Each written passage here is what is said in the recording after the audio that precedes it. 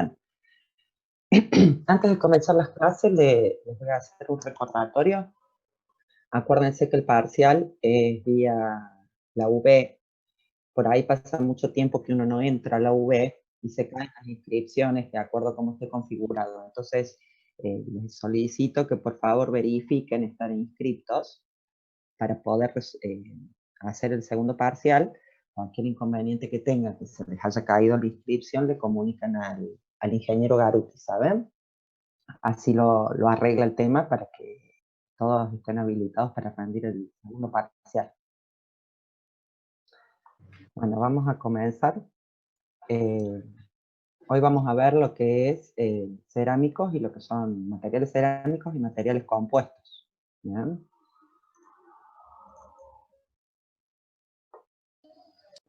A ver, ¿qué pasa?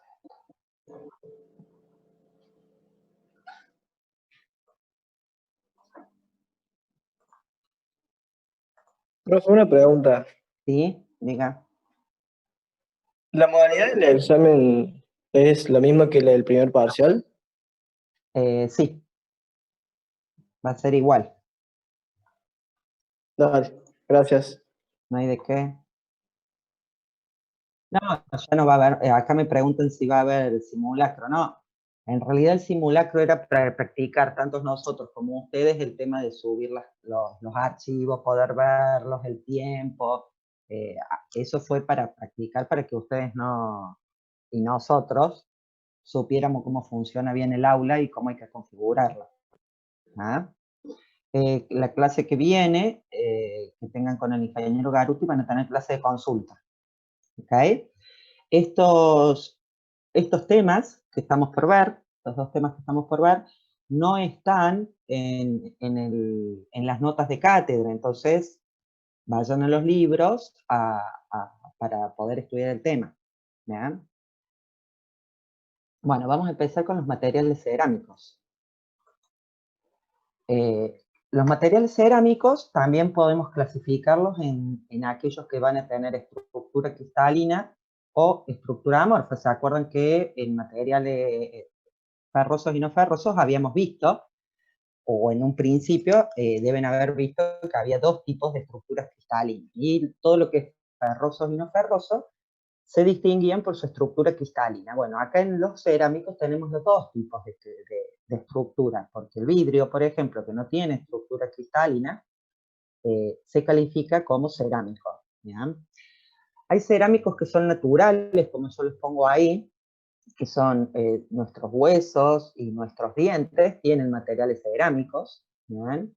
Esos son naturales, no los encuentro obviamente en la naturaleza. Y el diamante y las gemas también son cerámicos naturales. El diamante era solamente carbono a muy alta presión, se encuentra en el manto de la Tierra, después con las erupciones, y todas esas erosiones que hay, aparecen. Y las gemas son también cerámicos compuestos de dióxido de silicio, ¿bien? De sílice, que tienen vetas, o sea, el color de la gema se la da el titanio, el cobre, y ahí van formando los distintos colores, y de acuerdo a los colores se clasifican en esmeralda, zafiro, rubí, todo eso. Pero nosotros nos vamos a dedicar a aquellos que vamos a extraer como mineral de la tierra, los vamos a tratar, ¿bien? En una metalurgia extractiva para poder aislarlo, porque como ustedes saben, elementos puros no se consiguen en la naturaleza, todos vienen como minerales. Y todos esos minerales siempre vienen acompañados de varios minerales, o vienen hidratados. Entonces la idea nuestra es sacarlos y poder tratarlos para producir materiales cerámicos. Los materiales cerámicos los calificamos como compuestos inorgánicos, como le pongo ahí, ¿bien? De estructuras cristalinas, parcialmente cristalinas o amorfas, y son, la definición general, sólidos inorgánicos no metálicos. ¿Bien? Combina metales con no metales, y la característica que tienen, que no pasaba con los ferrosos o no ferrosos, es el tipo de enlace. ¿Bien? Enlaces iónicos y o covalente el que tienen. Son enlaces muy fuertes, lo que hace que sean duros, frágiles y tengan baja tenacidad. ¿Qué quiere decir que tiene baja tenacidad? Que no deforma plásticamente. ¿Bien?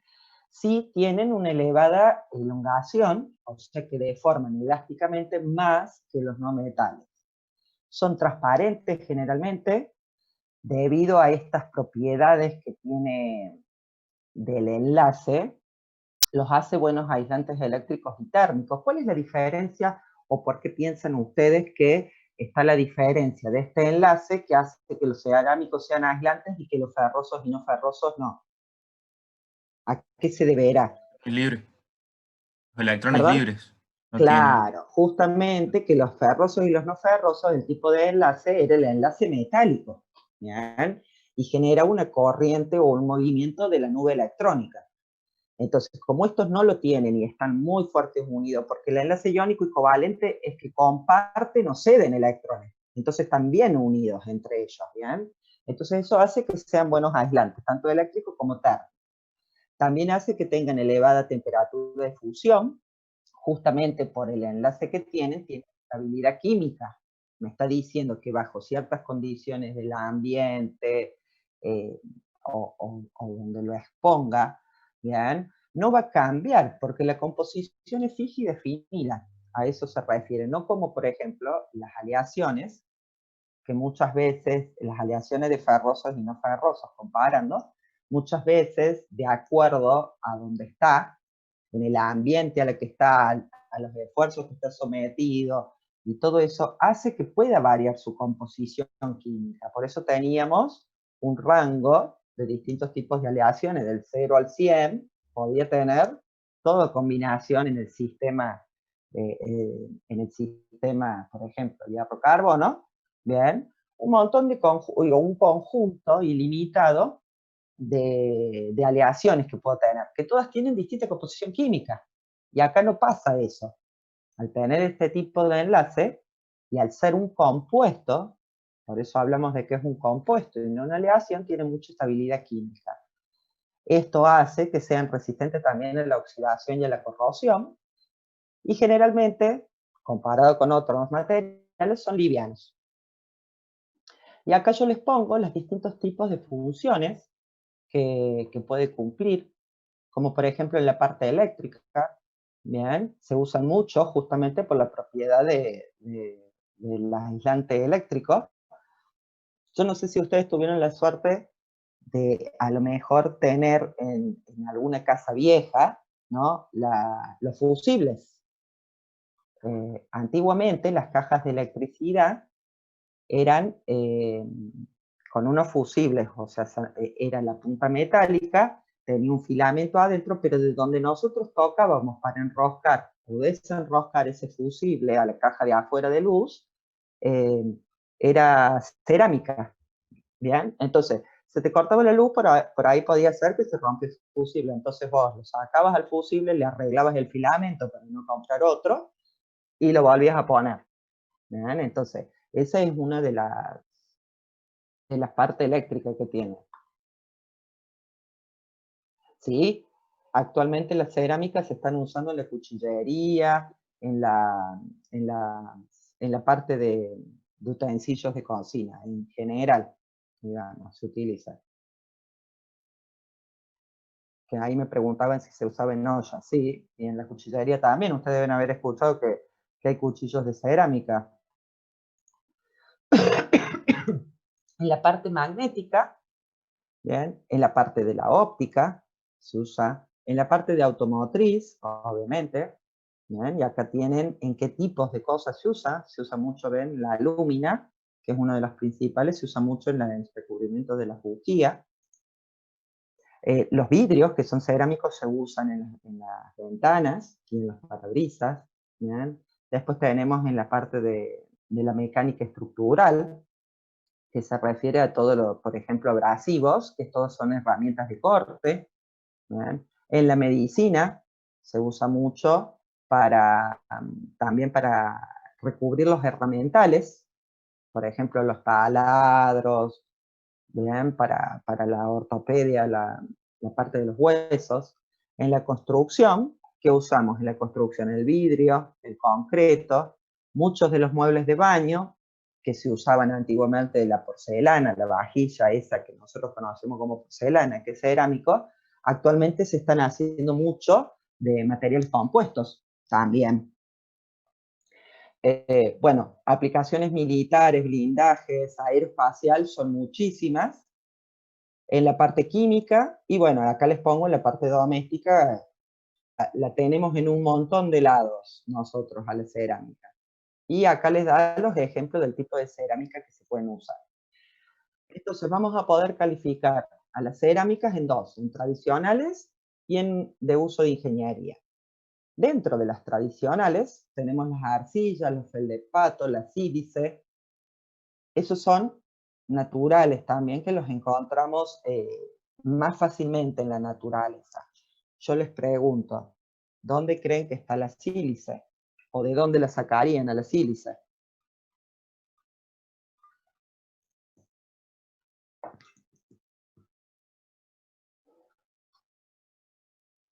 ¿Ninguno sabe dónde hay sílice?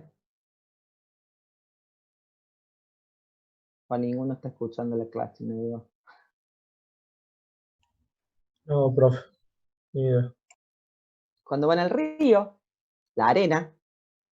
¿Ven? ¿Por qué les quema tanto la arena? Porque es de sílice la arena.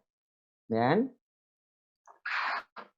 Y absorbe mucha energía de la luz solar, y eso hace que sea más caliente. No sé si alguna vez alguien tuvo la suerte de ir al Caribe.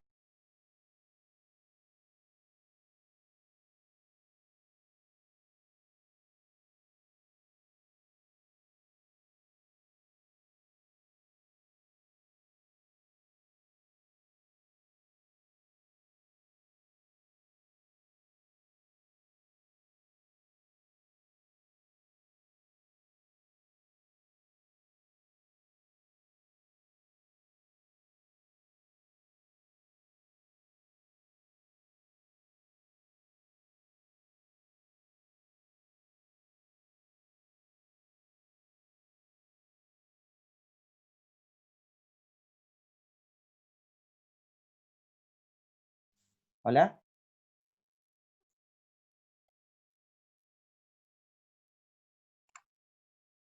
Sí, ahí se ve bien, profe. Ahí está. Se fue y se volvió. Está re loca. Denme un segundo que vuelvo a listar todo. Estábamos en esta. No sé qué le pasa. Ahí estamos. Ahora sí, de vuelta.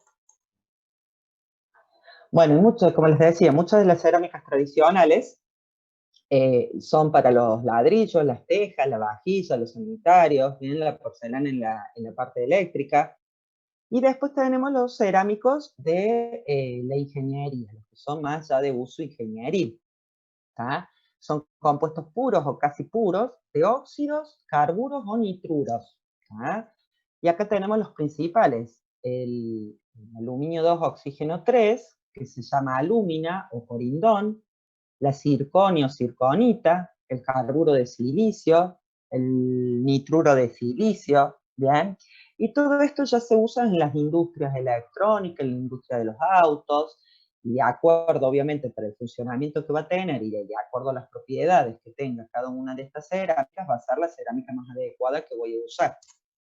Y acá yo les pongo, fíjense, distintos compuestos, ¿bien? El punto de fusión que tienen, fíjense, el de más bajito es el dióxido de titanio, ¿bien? Y es más elevado incluso que del hierro puro, o sea que tienen un extremado alto punto de fusión. Vamos a hablar de las tres básicas, que es la alúmina, el carburo de silicio y la circonia, como yo les puse acá la fórmula química. Las variantes que puede tener la alúmina son el zafiro y el rubí, que para formar los colores se pueden combinar con vetas de titanio, de hierro, de cobre, ¿bien?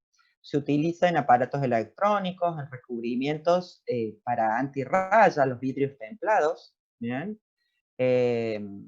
Perdón, no.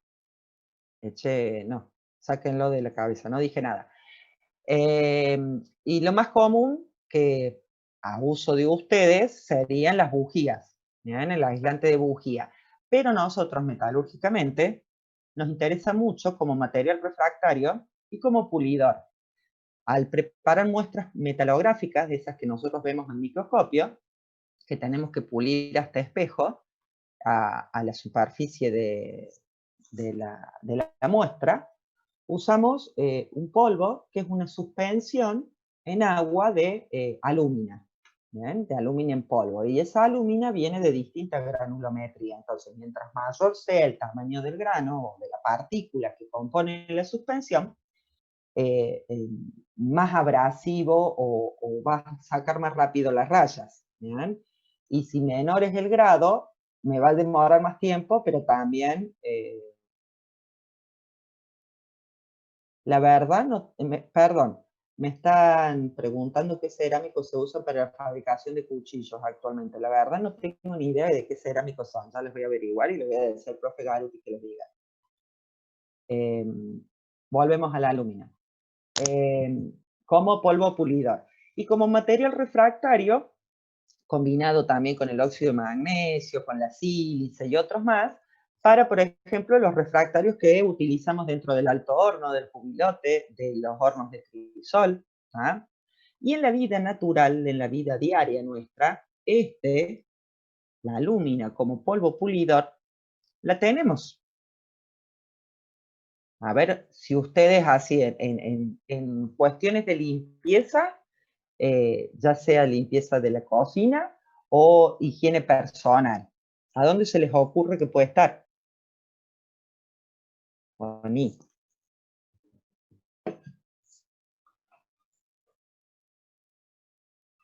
Porque pulen justamente. ¿Qué les pasa cuando se les quema algo a ustedes en una olla? ¿Qué le ponen para limpiar? ¿Cómo lo sacan? Se les pegó algo que cocinaron. ¿Cómo lo sacan? Aparte de ponerlo en remojo, ¿no? Pero queda marcado abajo. ¿Cómo pueden volver esa olla de aluminio, de acero, a que esté linda de vuelta?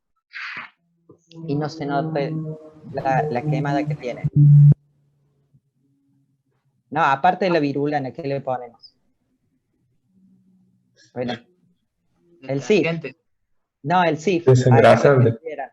No, el SIF, acá lo escribí. El SIF en crema o polvo pulidor era. Antiguamente venía en polvo. Ese SIF tiene, obviamente, alúmina que sirve como abrasivo y pulidor. Entonces ustedes vieron que le ponen eso y saca y no mal toque las marcas que pueda tener las ollas. Y en las pastas de dientes, nos pule nuestros dientes. Tiene un poquito de alúmina. Es más, si alguna vez se le raya el auto, no muy profundo, algo superficial, pongan un poquito de pasta de diente o de SIF y van a ver que como que desaparece la marca que tenía, la rayita. Otra de las que se usa es el carburo de silicio. Tiene extremada resistencia a la oxidación, a trabajos a temperatura. Por eso se recubre mucho con carburo de silicio las herramientas, ¿bien? Que son de un núcleo de metales. Se utiliza para formar materiales compuestos, también como abrasivo, ¿bien? Como refuerzo para matrices metálicas o compuestas, y para elementos de horno. También lo tenemos presente en todo lo que sean los hornos industriales o los hornos de cocina comunes o en los hornos para fundir metales. Generalmente sabe estar en la base, en el crisol, que se llama. Y después tenemos la circonia, que la circonia se puede calificar como un diamante para la joyería económica, ¿bien? Pero se utiliza mucho en la parte industrial para sensores de detectar oxígeno, ¿bien? En motores, para medir la cantidad de oxígeno disuelto que tenemos en los baños líquidos de los aceros fundidos, y también se lo pone como aditivo en la electrónica, por ser refractario. Tengan en cuenta que no solo se usa, bien, uno solo de estos. A veces puedo combinarlos para obtener muchas mejores propiedades. ¿Ah? Y acá les muestro yo cómo son esas estructuras. ¿Bien? Las estructuras cristalinas, porque se disponen en una estructura cristalina. Fíjense que el aluminio y el oxígeno en la alúmina tienen aproximadamente el mismo radio atómico. Lo mismo pasa con el silicio y el carbono, para formar el carburo de silicio. ¿Bien? Y el circonio y el oxígeno no, tienen distintos radios atómicos, por lo tanto el oxígeno se va a ubicar intersticialmente y puede formar distintos tipos de redes. ¿Bien? Y acá les muestro distintos lugares en donde se aplica, distintas industrias, por ejemplo, en piezas abrasivas, que ustedes deben haber visto, en los discos de corte, en las mechas, muchas veces saben tener esos recubrimientos. ¿Bien? En piezas a las que las fabrico por plurimetalurgia, que es la metalurgia de los polvos, de compactación, sinterizado, prensado, todo eso, y después los recubro, se llama por PVD, que es una deposición física de vapor, y obviamente mejora todo lo que sea el herramental en la parte superficial. Y esto es, este tipo de recubrimiento se usa mucho en las herramientas para la medicina. Y cuando te hacen postizos, ¿bien? Te los hacen de circonio. Ahí tenemos una aplicación. Bueno, ¿cómo las vamos a procesar estas cerámicas para poder obtener finalmente la pieza? Primero tenemos que elegir los polvos y producir la compactación. ¿Bien? Luego tengo que mezclar todo eso con cierto aglutinante, darle la forma, toda esa historia, y después lo caliento a temperatura para que todas esas partículas logren la cohesión entre ellas y la unión para tener un material compacto y prácticamente sin poros. Entonces vamos primero con la preparación del material, después vamos a ver cómo es el formado, el vaciado o el moldeado, y después el tratamiento térmico que se le hace, y acá me falta una C, y cocción. Entonces, como yo les decía, lo primero que tengo que hacer es extraer la materia prima, puede ser una o pueden ser varias las que vaya a mezclar, de acuerdo a la propiedad final que yo quiera obtener. Se le agrega aglutinante, ese mezclado puede ser en seco o en húmedo, siempre se quiere esa humedad para poder lograr, cuando voy a la parte de molde, que no se exhiba obviamente, poder lograr la compresión y la compactación entre esas partículas para llegar al tratamiento de cocción, sacarle toda esa agua y después que se produzca la cohesión. Ahora lo vamos a ver eso. O sea que es importante la cantidad de humedad que yo le voy a dar al principio. Generalmente en la práctica común se usan aglutinantes que sea el agua, por ejemplo en los ladrillos, pero muchas veces se pueden usar resinas orgánicas para unirlas. Por ejemplo, para la alúmina, que yo quiero usar como aislante a alta temperatura, la mezclo con un aglutinante de cera, eso me produce una lechada, que se llama, ¿bien? Que después la seco por aspersión y obtengo esto. Y ahora vamos a ver, por ejemplo, comienzo triturando el mineral, ¿bien? El material, las partículas de material que voy a tratar. Primero se le hace una trituración. Esa trituración puede ser, es gruesa, generalmente se hacen 2 o 3 trituraciones, para después pasar a los distintos tipos de molinos que tengo, ¿bien? Y llevarlas a ya al tamaño de polvo, mucho más chiquito. O sea, como la harina, digamos. Y después que trituré todo eso, lo aglutino, entonces genero una suspensión, bien, esa lechada, y después la tengo que secar esa lechada. ¿Está? Esa lechada se vierte en este silo contenedor, bien, donde conjuntamente, a medida que baja la lechada, entra aire caliente a presión, bien, y acá va secando. ¿Alguien tiene el micrófono activado y se escucha de fondo? puede ser, a ver quién será. Dame un segundo porque no puedo hablar. A ver. Ahí está uno con punto suspensivo que no sé quién. Bueno, sigamos, disculpen. Entonces, la lechada va entrando al silo contenedor a medida que entra una corriente de aire y esa la va secando. No la seca el 100%, ¿ya? Por medio de una atomización. Entonces va cayendo acá el polvo, ¿está? Entonces, esto que logra que se forme un redondito, una partícula redondita, pero que adentro no quede compacta, quede como hueca por la presión que le genera el aire al entrar, ¿bien? Va generando que en esa atomización, va generando.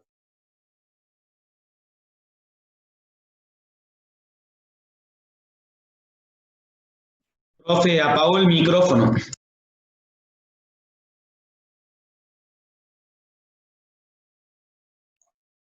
Hola, no sé qué le... Ay, anda para atrás esta máquina. ¿Ahí me escuchan? ¿No? Sí, ahí sí. Sí, Ah, profe, ahí sí. no sé por qué me pareció acá un dibujito que antes nunca tenía. Bueno, pues, odio la tecnología, chicos. No veo las horas de volver al aula. Bueno, volvemos. La idea que les estaba explicando acá, que a medida que el chorro golpea a la masa que va cayendo, al golpearla, hace que se vaya separando justamente el polvo, que a mí me interesa es que se forme una particulita que es casi hueca adentro, ¿bien? Cosa de después poder generar una mejor compactación. Y por abajo sale ya el producto seco.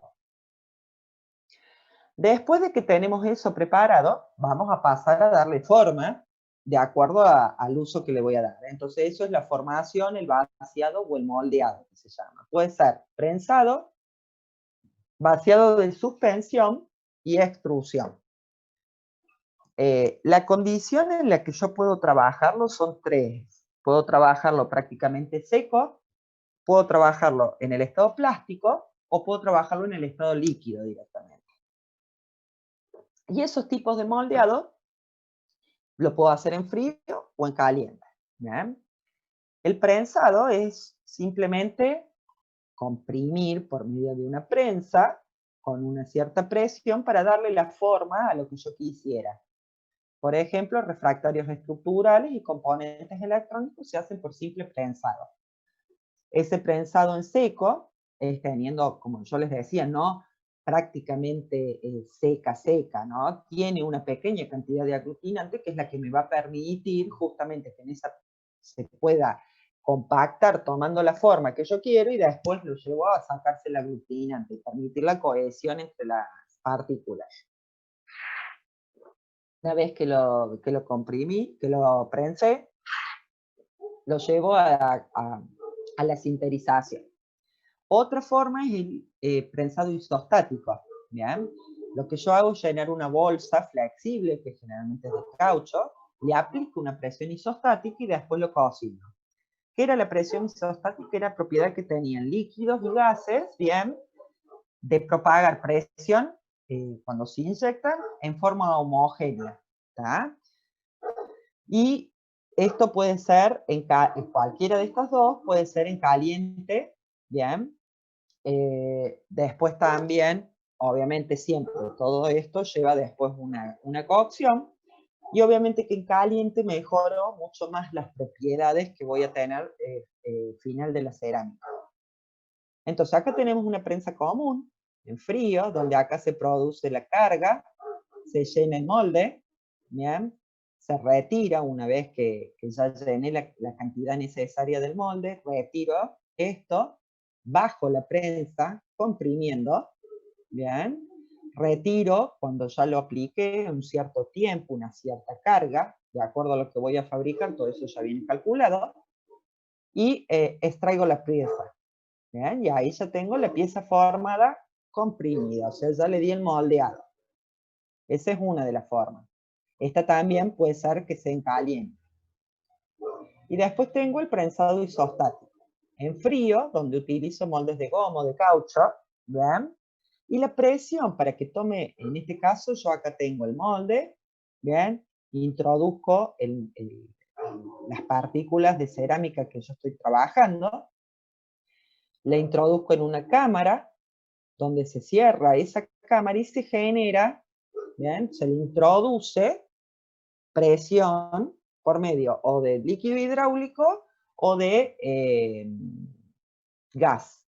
Y fíjense que después de un cierto tiempo, bien, obtengo la pieza que a mí me interesa. ¿Bien? Este polvo que tenía acá, al aplicarle presión a este molde que es de caucho, lo comprimo, llegando a tener esta forma. ¿Tá? Cuando saque la presión, obviamente que el caucho se vuelve a abrir, por eso acá veo que tengo liso. ¿Se entiende? Esto es mucho mejor que el prensado común, hablando de la parte de propiedades no finales, sino en ese momento. Y después esto mismo lo puedo hacer en caliente, pero ya utilizo moldes de chapa. ¿Bien? Y en este caso, que sea en frío, es cuando utilizo líquido hidráulico, y en la parte de calor utilizo un gas inerte. Después, la otra forma que tenemos es el vaciado en suspensión. Tengo que preparar la lechada, tengo que tener un molde poroso, como por ejemplo yeso. ¿Bien? Es un yeso especial, incluso tiene un nombre. Dejo que ese yeso absorba, después retiro el exceso, y después, bueno, secado en el molde, y después el cocido para obtener las propiedades de la microestructura que tengo. Entonces, ¿cómo funciona esto? Este molde es de yeso. Introduzco la lechada, la dejo un rato, de acuerdo al espesor de capas que voy a tener, porque yo después no dejo que solidifique todo, o sea, que todo sea absorbido o secado, porque en realidad el yeso lo que va a hacer es va a absorber la humedad, ¿bien? Entonces, de acuerdo al espesor que yo quiera tener final, ¿bien? Para hacer esto, por ejemplo, una jarra de cerámica, de acuerdo al espesor de cerámica que yo quiera, va a ser el tiempo que dejo que el yeso actúe absorbiendo aglutinante. Después de un tiempo, lo doy vuelta, retiro el exceso, recorto, saco el molde de yeso y tengo la pieza terminada, que es un vacío interno. Y si no, puedo hacer de moldes sólidos. ¿Bien?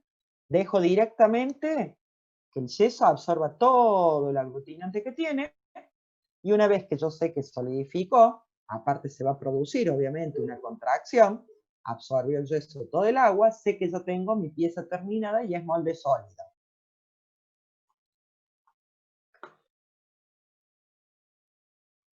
Y si no, puedo trabajar con lo que es extrusión. Le hago una pregunta, porque yo veo todas mis barras y las tengo que andar moviendo del Zoom. ¿Ustedes ven las barras o ven solamente la filmina?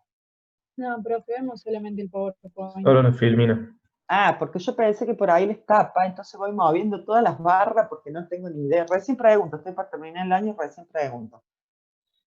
Bueno, y si no, perdón, seguimos. Y si no, por extrusión, donde yo generalmente se utiliza para producir ladrillos, como les pongo ahí, tuberías de desagüe, que en realidad antiguamente las tuberías de desagüe eran hechas de cerámica.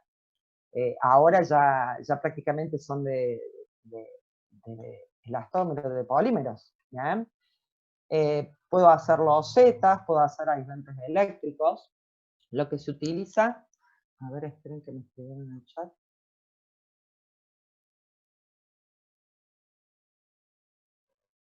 A ver, me preguntan cómo se mecanizan las rebabas. Acá en este caso no habría rebabas, ya saldría bonito.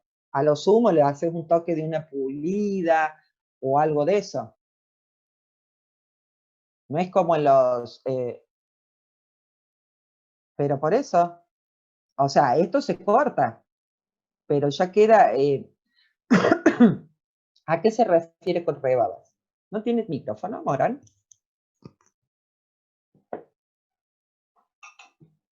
Ah. ¿Y a qué se refiere con las rebabas? Así como le pasaba a los metales.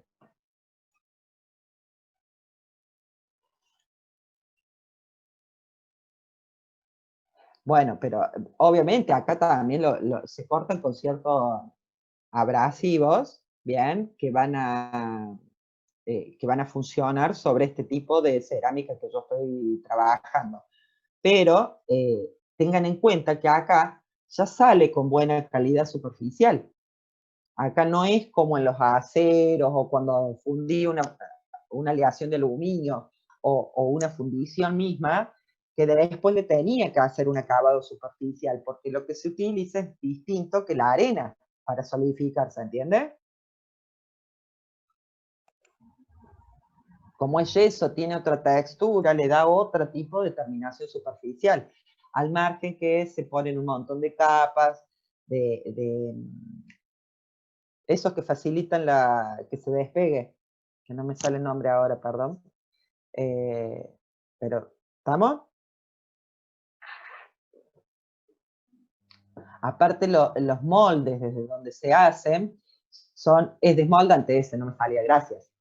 Aparte, si bien esto es yeso, después vamos a ver que cuando se trabajan con las fibras, con materiales compuestos, aparte de poner un montón de desmoldantes, los moldes con los que trabajo ya tienen buena terminación superficial y son hechos o de cerámica o de algún polímero que no tiene ninguna rebaba ni nada.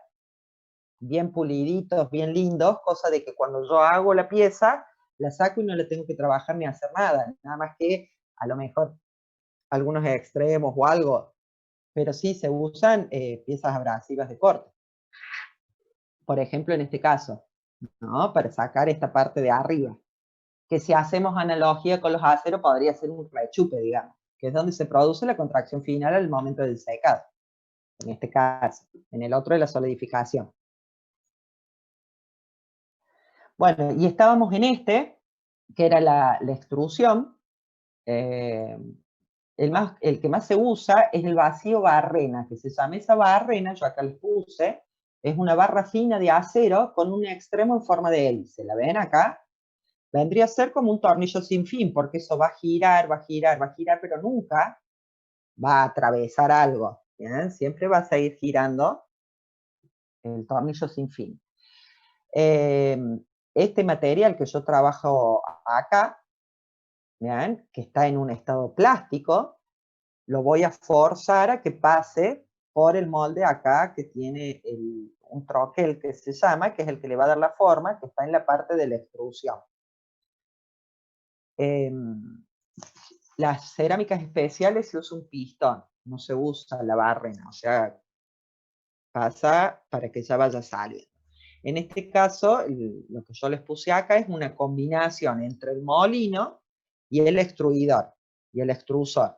Entonces, directamente hago el amasadero acá de mi material en estado plástico, de mi cerámico en estado plástico, lo pasa a esta cámara de vacío, donde cae a donde está la barrena que va a generar o va a provocar que este material en estado plástico pase por el troquel tomando la forma final que yo quiero. Una vez que yo, por uno o por otro método, ya obtuve mi forma de pieza, paso al tratamiento térmico y cocción, que también me falta una C acá. Secado, sinterizado y vitrificación le hago. Un secado, ¿para qué lo hago? Para extraer el aglutinante que ya venía trayendo de arriba. Si el aglutinante es agua, se calienta más o menos a 100 grados.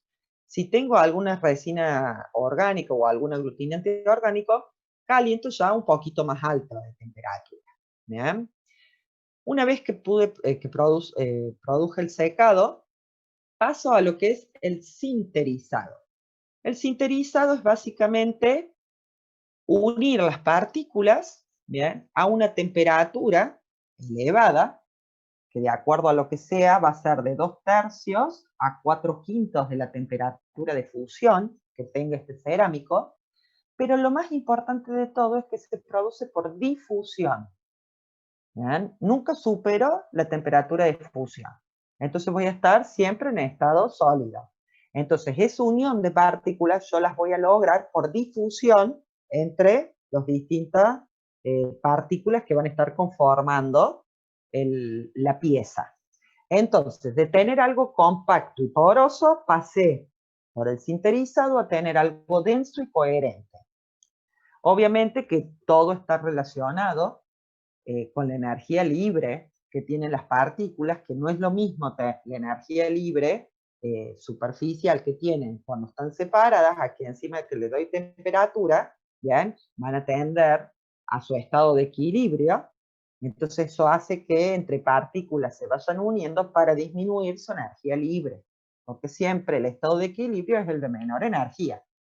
Entonces, lo primero que se logra, bien, en este sinterizado, la primera etapa sería hacer crecer esos puentes, ya los vamos a ver en una figura que tengo acá, es esto, hacer crecer estos puentes, la primera parte de unión entre partículas.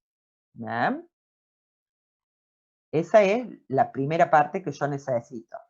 Eso que me provoca que se comience a decir, o sea, que la porosidad sea menor, ¿bien? Y está interconectada toda una con otra y se produce la densificación, o sea, se hace más denso el material. Entonces, una vez que se produjo ese puente entre partícula y partícula, ya viene lo que es la coalescencia entre ellas para formar una sola y generar porosidad aislada dentro de la estructura. ¿Bien? Que eso más o menos se ve acá. Esto tengo inicialmente, comienzan a generarse, ¿bien? Los puentes entre ellos, hasta que llega un momento que ya está prácticamente todo unido, se forman los granos, ¿bien? Y tengo porosidades aisladas, ¿bien? Muchas veces esas porosidades aisladas, como algunos cerámicos están mezclados con materiales que tienen fase vítrea, cuando eso sucede, tengo lo que se llama la vitrificación. ¿Bien? Cuando tienen fase vítrea, lo que yo consigo con esto es que primero me bajen la temperatura, ¿bien? A la cual yo voy a producir el sinterizado. Y encima se funden y van a llenar esos poros aislados que me van quedando en el sinterizado. Entonces se hace toda una cosa compacta y bien coherente y densa, donde no tengo poros, que la idea es obviamente no tener poros porque si no tengo una falla de la pieza. Y de acuerdo a la atmósfera con la que yo trabaje, cuando hago esto, voy a obtener mejores propiedades, o de tensión o de deformación. Fíjense que esta verde está hecha con argón, ¿bien? Y esta otra está hecha con nitrógeno, por ejemplo, en este gráfico. ¿Ah? Cuando yo realicé en atmósfera de argón, logré mayor elongación, pero menor resistencia que si utilizo la atmósfera de nitrógeno. Y ustedes fíjense qué loco, ¿no? Porque yo hice la curva hasta ahí. ¿Por qué creen ustedes, haciendo la analogía con los metales, de que no tiene otra parte la curva?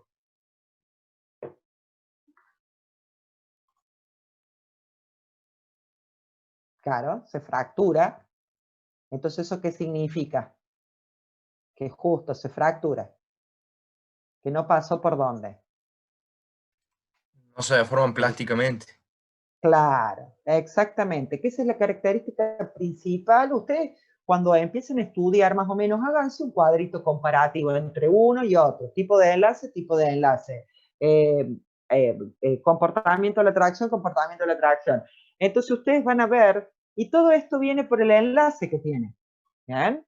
Y es muy importante conocer esas diferencias entre un tipo de material y otro, más en esta materia. ¿Bien? Es bastante conceptual y muy importante el saber que las cerámicas del tipo de enlace no deforman plásticamente. ¿Y a quién le pasaba eso que no deformaban plásticamente en la parte de hierro-carbono? Y que tenían una curva de tracción parecida a esto.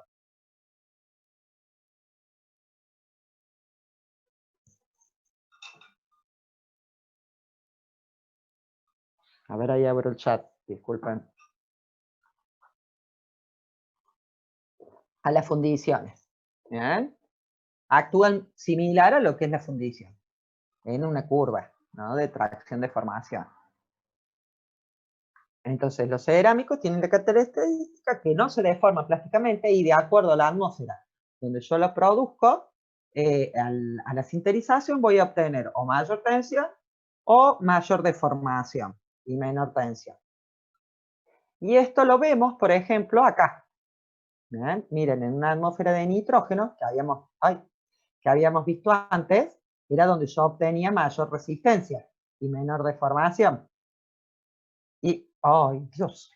Y este es un polvo de silicio, de carburo de silicio, que está sinterizado a la misma temperatura los dos, pero esta fue realizada en atmósfera de argón y esta en atmósfera de nitrógeno, ¿ven? Entonces, esta estructura es más resistente a la tracción y esta estructura es más deformable. Al revés, perdón. ¿Bien? Esta estructura puedo deformarla más y esta estructura es más. O sea, se obtienen distintos tipos de grano también, que dan las distintas propiedades, la forma de los granos, me refiero. Y acá básicamente está un cuadrito de los pasos comunes que se van utilizando, bien, para poder llegar al producto cerámico final. Esto es lo que venimos hablando, pero hay veces que se les hace, cuando ya lo sintericé, hay veces que se les hacen ciertos procesos secundarios, por ejemplo, un recubrimiento, una deposición por electrodos, ¿bien?, un pulido, un corte, pero ya es todo muy superficial como para darle la terminación estética, ¿bien?, del cerámico. No es que tengo que hacer un maquinado, darle la forma, nada de eso, o sacar rebabas, no. A lo sumo le pasas una rectificación porque te salió mal, pero no es como la parte de los metales, ¿bien? Y después ya tenemos el producto final. Algo muy importante, todo lo que vimos recién eran estructuras cristalinas. Lo que no tiene estructura cristalina y tiene estructura amorfa y se califican como cerámicos y muy importantes son los vidrios. ¿Ah? Se puede considerar como un material metastable que endureció sin cristalizar, ¿bien?, generando obviamente una estructura amorfa de cadena. Obviamente que el comportamiento de la solidificación difiere mucho a la del sólido cristalino. Yo tengo tres tipos de óxidos, bien, para formar vidrios. Primero los que son formadores básicamente de vidrios, que son la sílice y el óxido de boro. ¿Ah? Esos son formadores de vidrio. Pero a estos formadores de vidrio, para mejorar propiedades, les puedo agregar modificadores. ¿Ah? Esos modificadores lo que hacen es romper esa red vítrea, produciendo lo que se llama una desvitrificación y permite que cristalice un poco. ¿Ah? No es que va a cristalizar en un... sigue siendo amorfo. ¿Ah? Y justamente a esto lo añado para disminuir la viscosidad y el punto de fusión. ¿Y qué me produce eso? Y bueno, que lo puedo conformar de mucho mejor, o con mayor facilidad. Y si no, tengo otros que no forman por sí solo vidrios, que son los óxidos intermedios, entonces yo se los añado a los formadores de vidrio para poder mejorar propiedades, obviamente. Por eso se los pongo. Y se incorporan... y se incorporan a la red del formador. Van a aumentar la resistencia al choque térmico. O sea que si yo quiero tener un vidrio que va a trabajar a ciclos térmicos de elevo temperatura bajo, elevo bajo, a mí me conviene tener un vidrio compuesto por óxidos intermedios, más los formadores, y si quiero le puedo agregar modificadores para poder trabajarlo mejor. ¿Bien? Acá yo les pongo ejemplo de formadores de vidrio. Como les había dicho, el óxido de boro y el titanio y el silicio son los principales. Los que forman óxidos intermedios, o sea, los que por sí solo no forman, pero con la ayuda de estos puedo formar y mejorar propiedades. Ahora lo vamos a ver, sí. En los Pirex sí, porque es justamente para eso. Ahora ya les voy a mostrar una tablita de vidrios. Y estos son los modificadores, ¿bien? los modificadores se los pongo entonces, como les dije ahí, para poder trabajarlos mejor, con mayor facilidad. Y, a ver, ya que pregunto, acá está, ¿ven? Miren, el Pirex está con un 2% de alúmina y está formado básicamente por dos formadores, ¿bien? De vidrio, y se le agrega un intermedio, un óxido intermedio.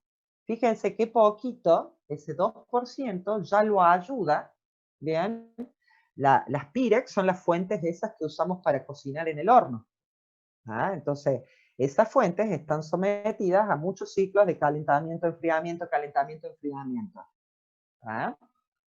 Acá fíjense, acá abajo tengo las fibras de vidrio E y S, que son las que se usan para hacer materiales compuestos, y también tienen modificadores, intermedios, ¿bien?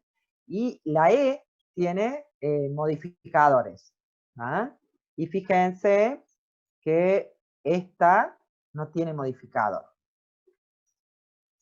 Sí, el óxido de magnesio, perdón. El óxido de magnesio, claro. Le debe dar otras propiedades, ¿ven? Que tiene 10%, que no le da el óxido de calcio. Bien, entonces de acuerdo a la funcionalidad es lo que yo le voy a ir agregando de acuerdo a lo que quiero obtener. Miren, el vidrio flotado, que es el vidrio hecho en placas, que es el que va sobre el baño de estaño, que ahora lo vamos a ver, también tiene un intermedio, pero miren el modificador. ¿Ven? Tienen muchos modificadores justamente para mejorar esa propiedad para poder hacerlo flotar sobre el estaño. Porque habíamos dicho que ¿qué hacen? Disminuye la viscosidad, ¿bien? Y el punto de fusión.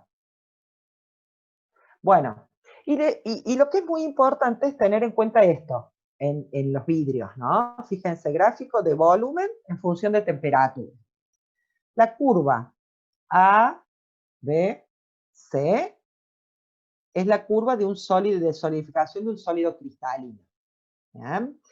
Y esta curva AD es la de un vidrio.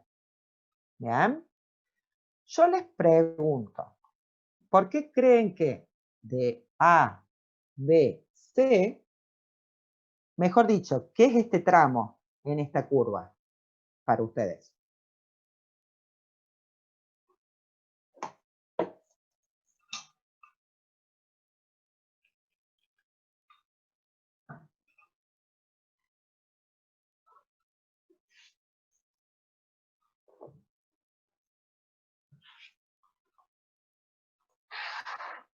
Pueden hablar si quieren, ¿eh?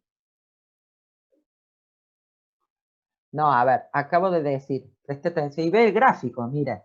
La curva A viene de acá. B, C es la solidificación de un sólido cristalino, como puede ser un elemento puro. ¿Bien? Entonces yo pregunto qué significa esto.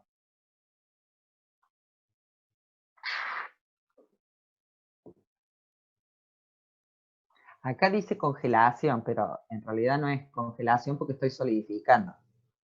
O sea, sí, disminuye, pero no es la congelación que es a menos tantos grados. De los 47 que dicen que están, ¿no hay ninguno? Pueden activar el micrófono. ¿Sería la temperatura de fusión, profe? Claro, bueno, como vengo bajando, se da la temperatura de solidificación del sólido. Entonces, ¿por qué tengo este tramo? ¿Y qué pasa en este tramo? Fíjense que es volumen. ¿Qué les pasaba a los sólidos, a los elementos puros, por ejemplo, cuando solidificaban? Bueno, las porcelanas también. Sí, está bien, pero fíjense que lean el gráfico. Lo hace en función de que esto me está diciendo que ¿qué? Que a temperatura constante, que es la temperatura de solidificación, ¿qué pasa?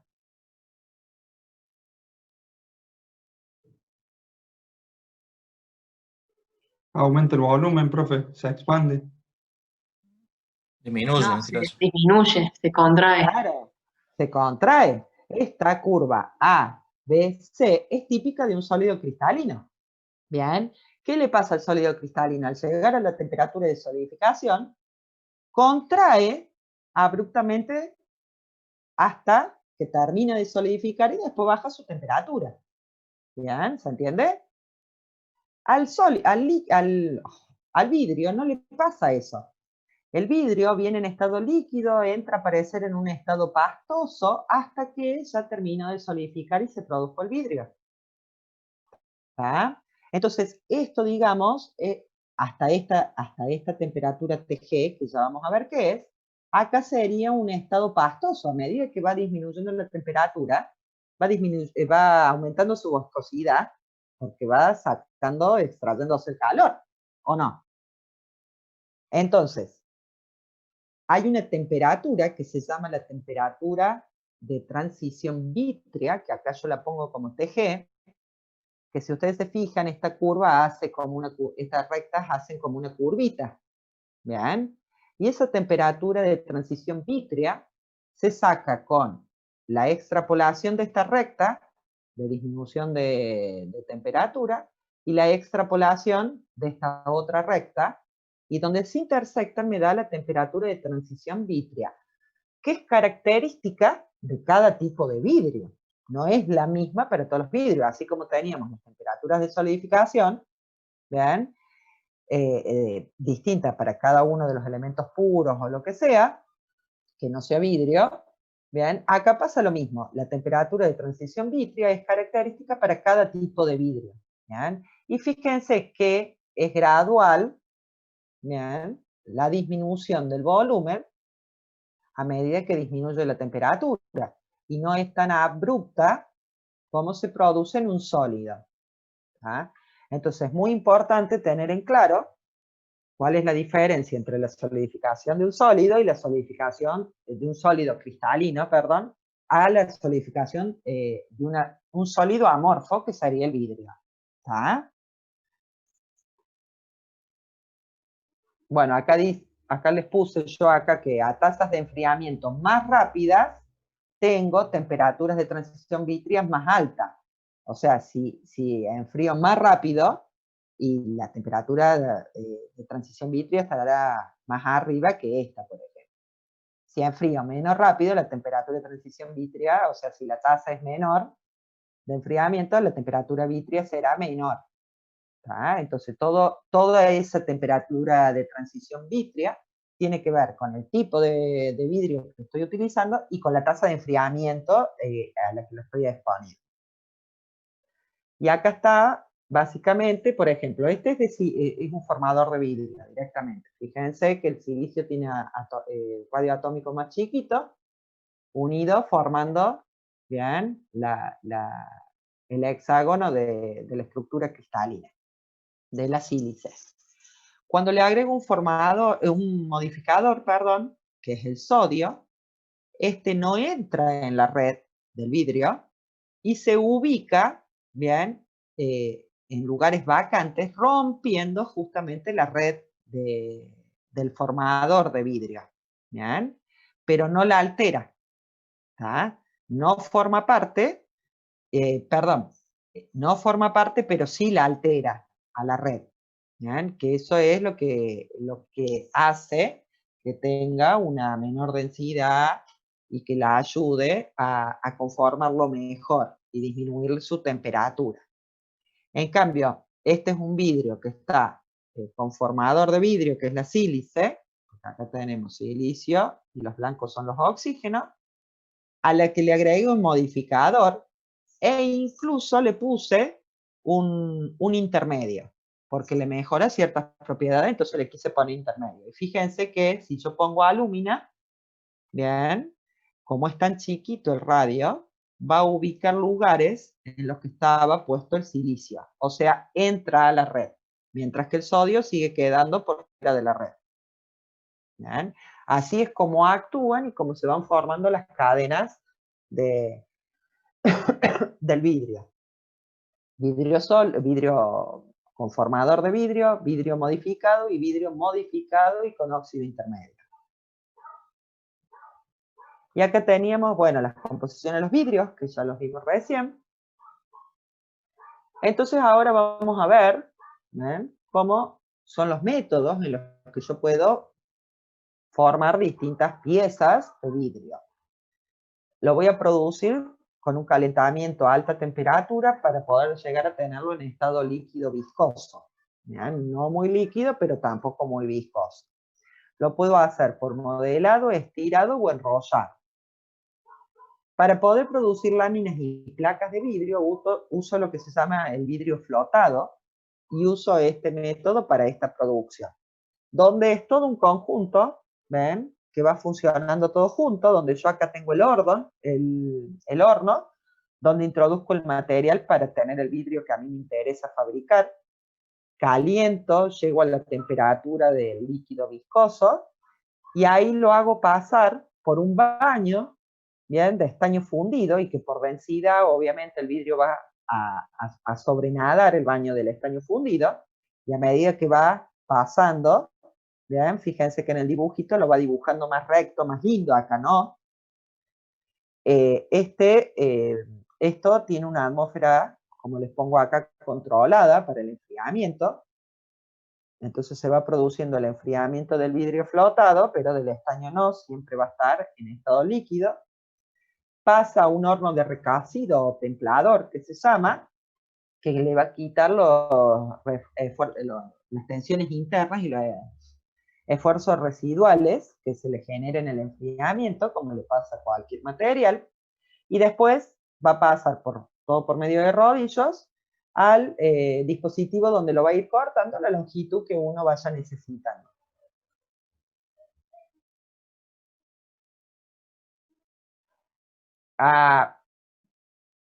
Atmósfera controlada significa que le introduzco un gas. Y supuestamente a temperatura ambiente sería esto. Lo que sí, la atmósfera es para proteger la cámara por donde va a pasar, para que no se contamine con nada mientras se va enfriando. Y va a ser seguro que un gas, algo inerte, que no actúe sobre el vidrio. ¿Se entiende?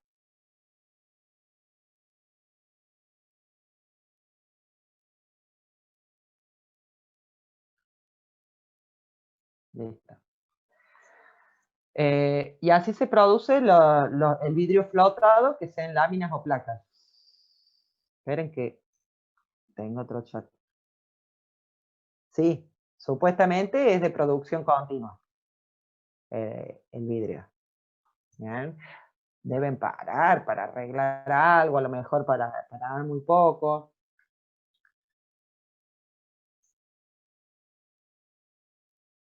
Sí, porque fíjate que tiene la cavidad donde voy a tener toda la masa, ¿bien? Para que cuando entra el sólido vaya al fondo, ¿bien? Y siempre arriba tiene que sobrenadar de acuerdo al espesor que voy a querer que tenga el vidrio. ¿Bien? O pondré más porque necesito un vidrio más grueso, que eso me preguntaron en el curso de ayer, cómo en este caso se daban los espesores, y eso lo tengo que averiguar. No soy experta en vidrios, pero ya voy a averiguar cómo es que se le da el espesor cuando se hace el vidrio flotado. A mí me parece que si yo quiero mayor espesor, tendré que hacer que sobrenade más arriba, pero no sé si se logra así. Pero ya les voy a averiguar. A lo mejor el ingeniero Garuti sepa. Otra forma para producir vacío interno es el tema del soplado, el prensado y modelado. ¿Bien? Puedo hacer vacíos o puedo hacer llenos. ¿Ah? En como hacíamos en los otros, si necesitase algo, qué sé yo, algo que sea sólido, macizo de vidrio.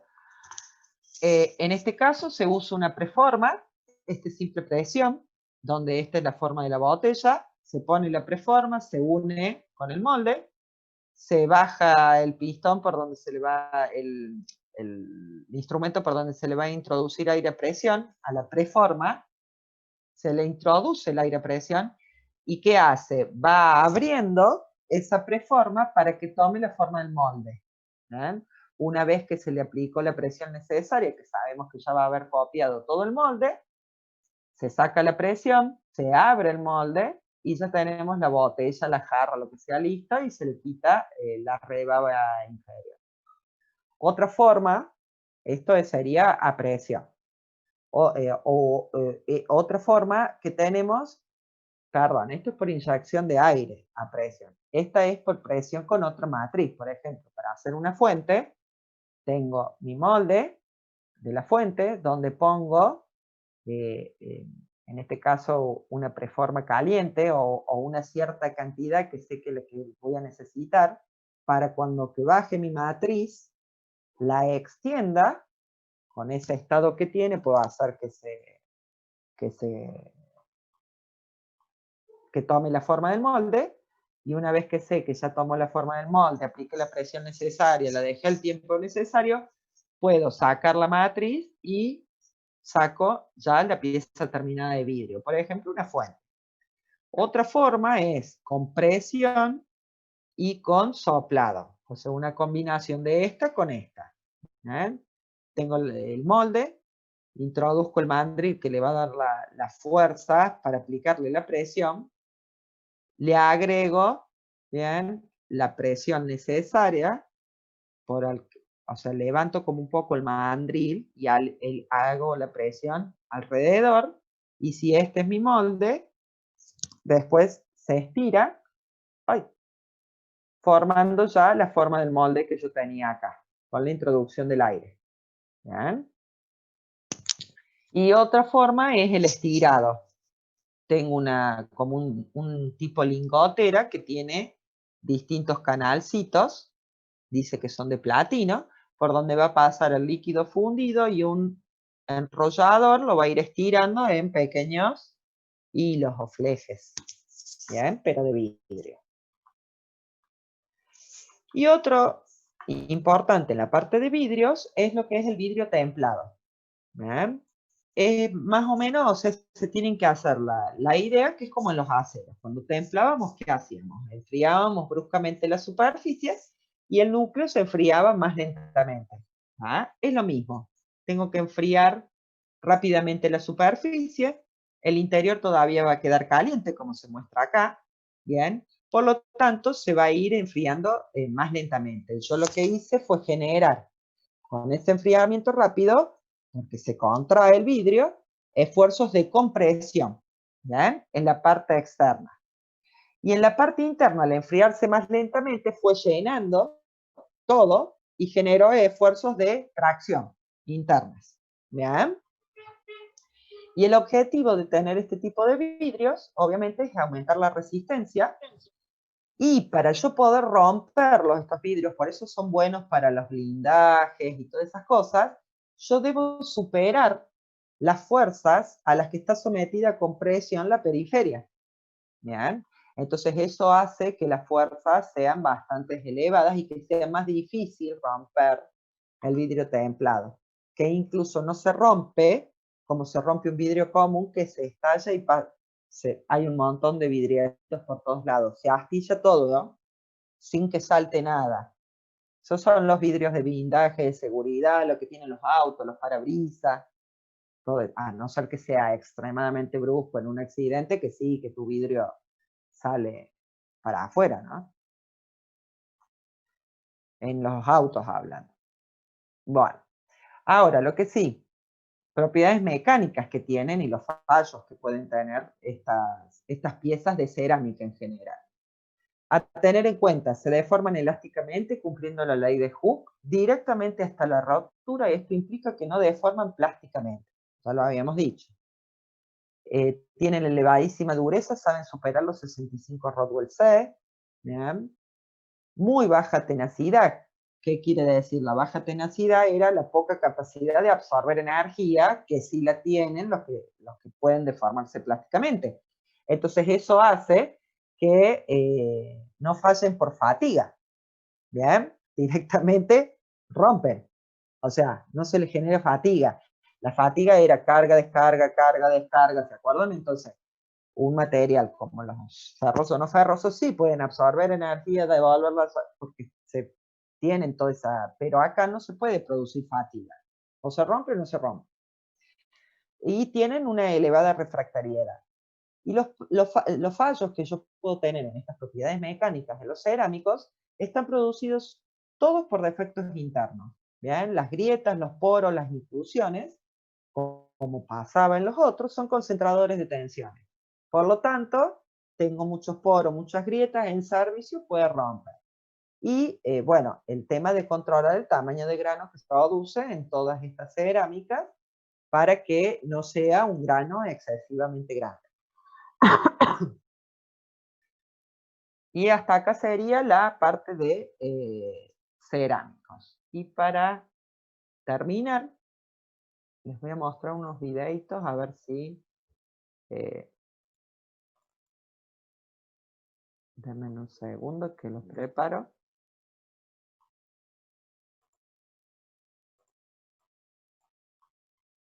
Los cuadrados, adaptadas a tecnologías metros cuadrados, compromiso de ofrecer el producto antes. Preparación de materias primas. ¿Tienen alguna pregunta? No, profe. Bueno. Ah, perdón, ahí en el chat me habían puesto algo. Ahora vamos a ver la parte de... Me pregunta cómo se haría para obtener fibra de vidrio. Ahora vamos a ver la parte de materiales compuestos, que es cortito también. Así ya quedan los dos temas listos para el parcial. Y vemos la parte de fibras de vidrio. ¡Ay, Dios mío! Horrible. Ahí estamos. No sé si puse compartir el audio. Muy loca últimamente. ¿Ahí lo ven? Sí, profe. Ahí se ve el video. Me avisan si no lo escuchan. El proceso de fabricación cerámica pasa por las siguientes fases. Preparación de materias primas. Prensado. Esmaltado. Esta es de una fábrica que fabrica cerámicos para el piso. Cocción. Clasificación. Embalado. La fabricación paso a paso. Las materias primas, arcilla y esmalte. La baldosa cerámica se compone de arcillas, que conforman lo que llamamos bizcocho, y de esmaltes, lo que vemos en la superficie y que nos permite diferenciar las baldosas aplicando el diseño deseado. El engobe es la base que utilizamos para unir arcilla y esmalte. El proceso cerámico comienza con la selección de las materias primas que forman parte de la baldosa y que son fundamentalmente arcillas, feldespatos, arenas, carbonatos y caolines. Dado que las materias primas se suelen utilizar tal y como se extraen de las minas o canteras, lo más importante es asegurar su homogeneización previa para asegurar la continuidad de sus características. Para ello, se somete a un proceso de molturación mecánica que dispersa las partículas y las reduce. Gaia Forest dispone de su propio almacén de esmaltes, silos y una zona de descarga de la arcilla ya tratada. Atomización y prensado. El proceso de fabricación se inicia con la atomización de las materias primas. El polvo atomizado con el que conformaremos el soporte cerámico o bizcocho es esférico y hueco, puesto que la eliminación del agua se produce de una manera muy brusca en el atomizador y es importante que ese gránulo sea esférico y hueco para favorecer la facilidad de prensado, el reparto en el molde y su compactación en la prensa, necesario para obtener un producto con la resistencia mecánica adecuada para el viaje que emprenderá por la línea de esmaltado y decoración. Se descarga ese polvo atomizado en el silo y se alimenta el carro de la prensa. Estas prensas son unidireccionales, es decir, prensan en el sentido vertical a elevadas presiones para compactar ese polvo atomizado. Los gránulos son rotos, literalmente, de forma que vuelven a aparecer las partículas primarias que se han obtenido durante la molienda, que sería el aglomerado durante la atomización, y se van adhiriendo unas a otras por la acción de la prensa y de la humedad, que actúa como fluidificante y da lugar a la baldosa cruda con suficiente consistencia como para ser transportada. Una humedad que hay que secar. Ese secado se realiza en un secadero horizontal, de forma que la pieza... Se salió el video, Sí, profe. no sé qué le pasó. A ver, espérenme un segundo. Joder. No se seca más, porque cuando una pieza cerámica humedad que hay que... Ay, Dios. Odio la tecnología, lo dije. Compartir pantalla. ¿Ahí habían quedado? ¿Más o menos?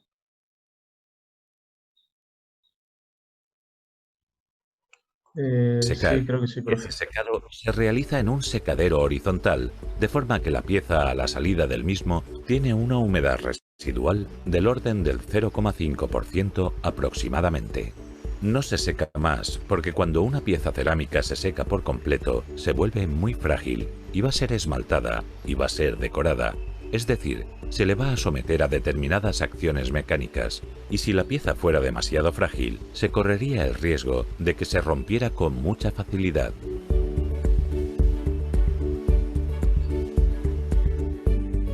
Esmaltado y decoración. La pieza va directamente ya a la línea de esmaltado, donde se aplican diferentes capas de engobe y de esmalte.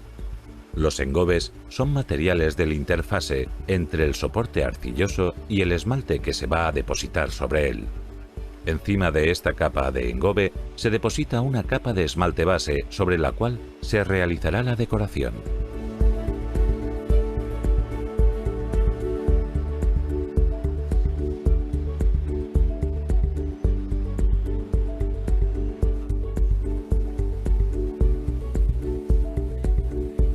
La principal técnica de decoración que utilizamos en Gaia Forest es la inyección digital de tinta, la tecnología más innovadora del sector cerámico, con la que personalizamos el diseño y reproducimos nuestros pétreos, maderas, rústicos, mármoles, revestimiento. Nuestras máquinas permiten decorar con inyección de tinta, sin contacto, baldosas cerámicas, con lo que conseguimos cubrir el 100% de la pieza, incluyendo altos y bajos relieves, a semejanza de lo que ocurre en el sector gráfico. En la actualidad, ya alcanzamos resoluciones de 400 dpi gracias a nuestros cabezales y trabajamos con pentacromía y aplicación de efectos digitales. Se puede conseguir una flexibilidad enorme en cuanto a decoración en la medida que vayan cambiando los archivos que hacen funcionar este sistema de impresión. Con la inyección de tinta aplicamos diseño y color a la pieza con una óptima preparación de esmaltes y reducción de residuos.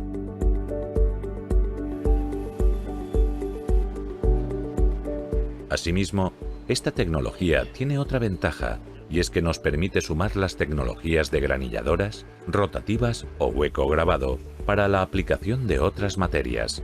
Con todo ello, dotamos al producto final de las propiedades técnicas diferenciadoras de la cerámica: impermeabilidad, resistencia a ataques químicos, superficies antideslizantes, facilidad de limpieza o inalterabilidad, y de propiedades estéticas que darán a la baldosa la profundidad, textura, pleno realismo y naturalidad deseadas.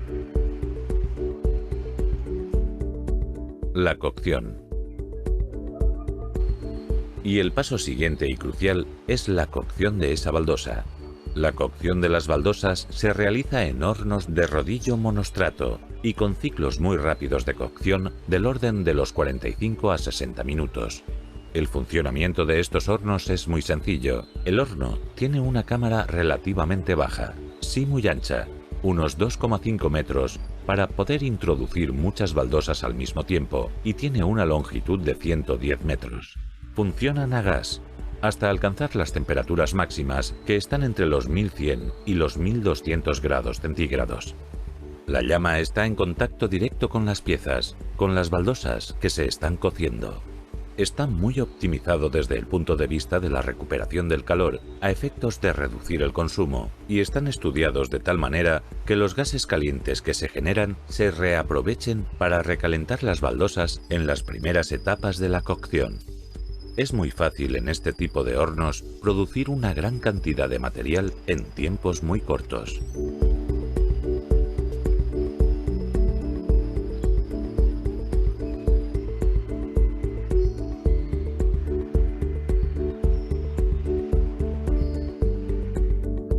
Clasificación y embalaje. Esto ya... cómo lo guardan, ¿no? Entonces fíjense que no solamente, en este caso que se hacen los porcelanatos, los mosaicos, también mismo para los azulejos, aparte de toda la producción del material cerámico, llevan otras cosas que se hacen de distintas formas y para lograr las propiedades que a mí me interesan les voy agregando otras cosas. Vieron que ahí le ponían de todo a la cerámica, no lo hacían de un solo material nomás.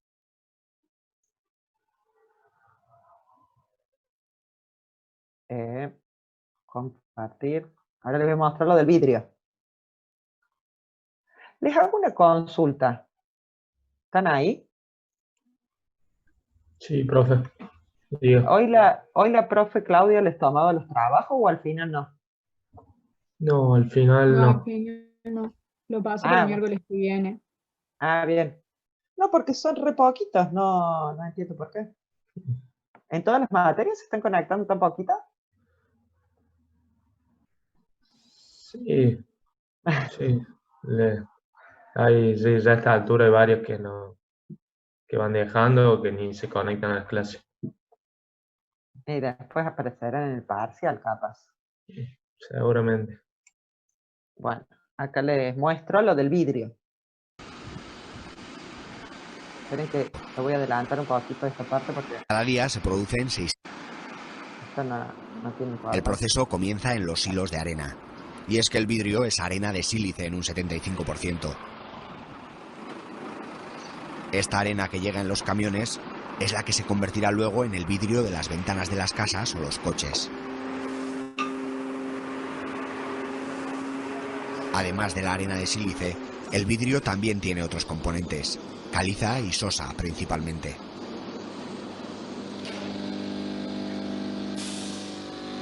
La arena se mezcla y se envía de los hilos a la planta de producción, a través de vías automáticas.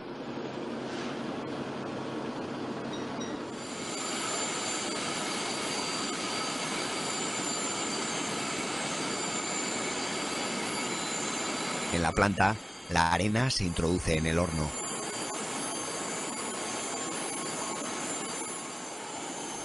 Aquí hace mucho calor, ya que para producir vidrio hace falta fundir la arena, y para ello hay que calentar el horno hasta los 1500 grados.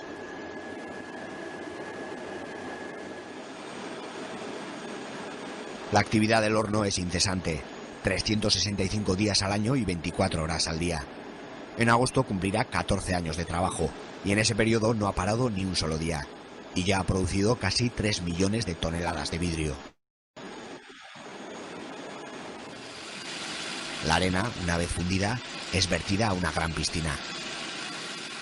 El corazón del proceso de vidrio flotado es precisamente el baño de estaño. El baño de estaño es una piscina enorme, llena de estaño fundido, sobre la cual vertimos el vidrio líquido. El vidrio, al ser menos denso que el estaño, flota sobre este. La relación entre las tensiones superficiales de ambos elementos produce una hoja infinita que se extiende durante los 14 años de vida de la instalación. La hoja de vidrio fundido se prolonga incesantemente. Aquí se fijan las medidas y el espesor del vidrio, y es que a 1100 grados el vidrio es como un chicle, se puede estirar y contraer.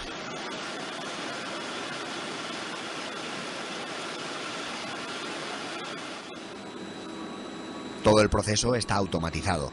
Desde la sala de control se supervisan las temperaturas y las presiones, y también el consumo de gas del horno. El vidrio se separa del estaño, se enfría y sale a 600 grados. ya es sólido. Los sensores de temperatura controlan las turbinas de enfriamiento y estas funcionan de forma automática para que el vidrio luego no dé problemas en el corte.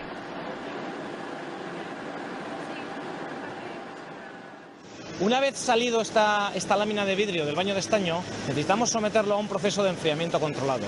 El objetivo de este proceso no es más que el usuario final pueda cortarlo y transportarlo en condiciones.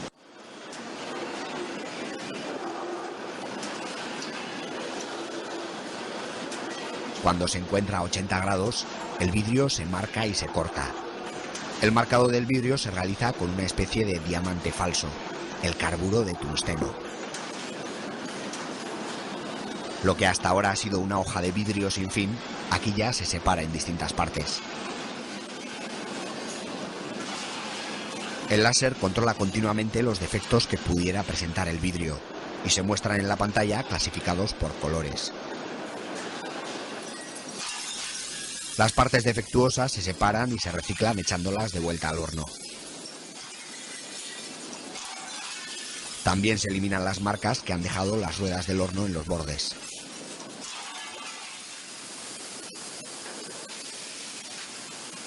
Finalmente, las hojas de vidrio ya están preparadas para el almacenamiento. El apilado generalmente se realiza mediante robots, pero cuando se producen los trozos de vidrio más pequeños, como hoy por ejemplo, ese trabajo hay que hacerlo a mano. Ahí estaba la fabricación del vidrio. Y tenía uno que mostraba una rotura de vidrio templado y de vidrio común y no lo encuentro. Así que se los debo para la próxima.